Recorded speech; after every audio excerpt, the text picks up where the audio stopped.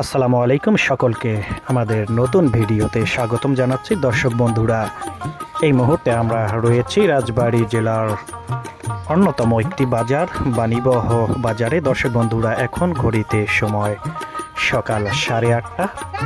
আর এই শীতের সকালেই দেখতে পাচ্ছেন দূর দূরান্ত থেকে কৃষক এবং সাধারণ মানুষরা যারা সবজি চাষ করে থাকেন তারা সেই সবজিগুলো নিয়ে সকাল সকালেই বাজারটিতে আসতে শুরু করেছেন। দর্শক বন্ধুরা, রাজবাড়ী জেলায় কিন্তু অসংখ্য বাজার রয়েছে সরকারি, তার মধ্যে কিন্তু বাণীবহ বাজারটি অন্যতম একটি বাজার। এটি কিন্তু রাজবাড়ী শহর থেকে বহরপুর, বালিয়াকান্দি, জামালপুর সেদিকে যাবার সময় কিন্তু আপনার এই বাজারটি আপনার সামনে। তো একেবারে বাজারটির অবস্থান কিন্তু মেইন সড়কে, অর্থাৎ রাস্তার দুপাশ দিয়েই কিন্তু এই বাজারটিতে বসতে শুরু করে সেখানকার মানুষেরা সবজি নিয়ে। তো এখন সকাল কিন্তু 8:30 বাজে। সকাল সকাল কিন্তু এখানকার স্থানীয় বাসিন্দারা কিন্তু সবজি নিয়ে বাজারে আসতে শুরু করেছে। দেখতে পাচ্ছেন তরতাজা সবজিগুলো কৃষকরা তারা তাদের মাঠ থেকে নিয়ে এসেছেন বাজারে।